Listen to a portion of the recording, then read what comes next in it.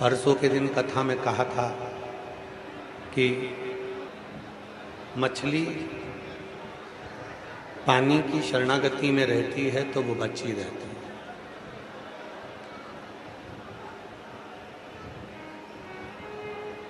कितना भी बारिश हो, कितनी भी लहरें चले, कितना भी जल बरसे, कितनी भी बाढ़ आए, कितना भी तूफान आए, मछली पानी की शरण में जब तक है तब तक वो बची है। और मछली जब पानी की शरण से दूर हो जाती है तो फिर वो मछली बच नहीं पाती। मछली कितनी भी बाढ़ आ जाए, कितना भी पानी गिर जाए, कितना भी तूफान आए, अगर वो पानी की शरण में है तो फिर वो बचे, फिर वो बचे। पर यदि वही मछली जब पानी की शरण को छोड़ देती है, वही मछली जब पानी की शरण से दूर हो जाती है तो फिर वो मर जाती है। शिव कथा कहती है, भगवान शंकर का संवाद कहता है, शिव पुराण कहती है, जैसे मछली ने पानी की शरणागति को रख रखा है तो वो बची हुई है, उसी तरह मानव का मनुष्य देह जब तक शिव की शरणागति में रहता है तब तक वो बचा रहता है, तब तक वो बचा।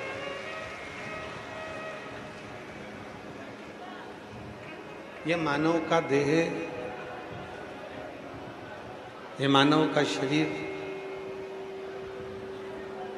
जब तक माता, पिता, गुरु और शिव इनकी शरणागति में जब तक है तब तक वो बचा, तब तक वो श्रेष्ठ है। एक माता रूपी पूंजी, एक पिता रूपी पूंजी, आवाज बढ़ाओ, ग्राउंडों की आवाज बढ़ाओ। माता रूपी पूंजी, पिता रूपी पूंजी, गुरु रूपी पूंजी और एक शिव रूपी पूंजी। ये वो पूंजियां हैं। इधर वाले पंडाल की आवाज बढ़ा दे बेटा,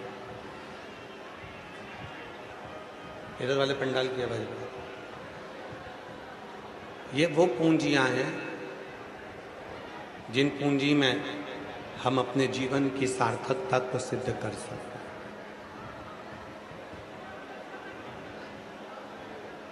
आप किसकी शरण में हैं? आप किसकी शरण में बैठे हैं? आप किसकी शरण में गए हैं? यह आप पर निर्भर करता है। कितना सुंदर कहा है देवाधिदेव महादेव माता पार्वती जी से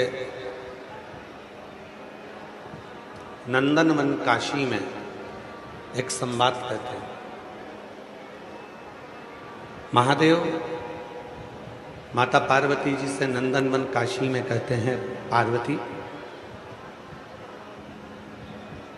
जैसे वृक्ष की छांव में एक सुकून मिलता है, वृक्ष की छांव में एक शांति मिलती है, वृक्ष की छांव में एक सुख मिलता है, उसी तरह माता, पिता, गुरु और शिव वो वृक्ष हैं जिनके चरणों में आते से ही व्यक्ति को सुकून मिलना प्रारंभ हो जाता है, शांति मिलना प्रारंभ हो जाता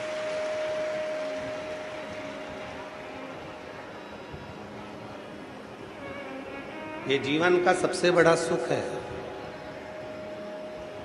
ये जीवन का सबसे बड़ा आनंद है कि हम उस महादेव की शरणागति में बैठे हैं जिन महादेव के चरणों में सभी आकर बैठते हैं।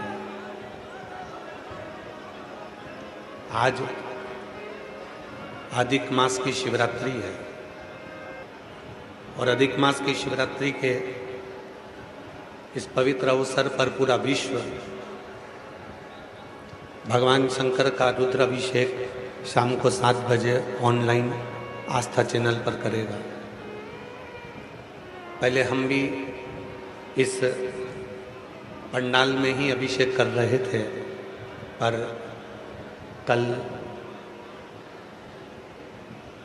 प्रशासन के कुछ लोगों ने कहा धर्मेंद्र जी से कि यहाँ से जाते समय भक्तों की भीड़ इतनी हो जाती है कि ट्रैफिक जाम हो जाता है, तो वहाँ से जाकर वापस आना और फिर यहाँ अभिषेक करना बहुत कठिन हो जाएगा।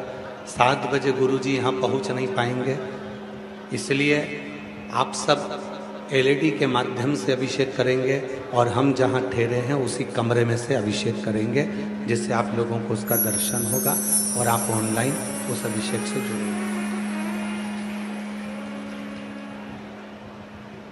इसलिए 7 बजे जो एलईडी वाले हैं वो एलईडी चालू कर देंगे यहाँ की 6:45 बजे, और 7 बजे जब अभिषेक चालू होगा तो एलईडी पर जो पंडाल में बैठे हैं वो अभिषेक करेंगे। आप सब जो टीवी पर हैं, मोबाइल पर हैं, देश विदेश में हैं, वो सब ऑनलाइन अपने अपने घर पर बैठकर अभिषेक का लाभ लेंगे और अभिषेक करेंगे। तेरी कृपा बिना न हिले एक भी अणु, लेते हैं श्वास तेरी कृपा से तनु तनु। बखान क्या करूं मैं लाखों के ढेर का, चपटी भभूत में है खजाना कुबेर का। हे गंगाधर मुक्ति द्वार ओमकार तो भोले ओमकार तो, आयो शरण तिहारी शंभु तार। तो किसकी शरणागति में हम बैठे? वृक्ष का बीज मिट्टी की शरणागति में रहता है। वृक्ष का बीज मिट्टी की शरणागति, मछली पानी की शरणागति में, पानी समुद्र की शरणागति में, समुद्र पृथ्वी की शरणागति में। हम किसकी शरणागति में? ये मानव देह जो मिला है, मानव का शरीर मिला है, तो कहा एक माँ, दूसरा पिता, तीसरा गुरु, चौथे नंबर पर शिव।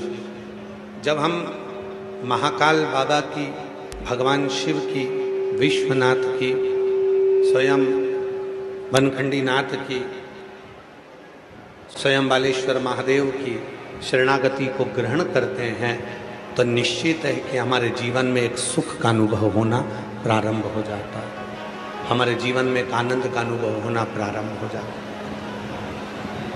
हम किसकी शरणागति में? बाहर की आवाज खोलिए, प्रेशर नहीं, अंदर और बाहर दोनों। हम किसकी शरणागति में बैठे?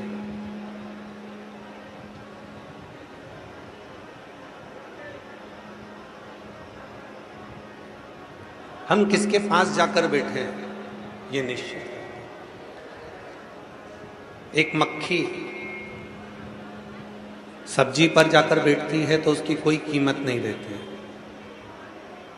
एक मक्खी शक्कर पर जाकर बैठी तो उसकी कोई कीमत नहीं होगी। एक मक्खी फल पर जाकर बैठी तो उसकी कोई कीमत नहीं होगी।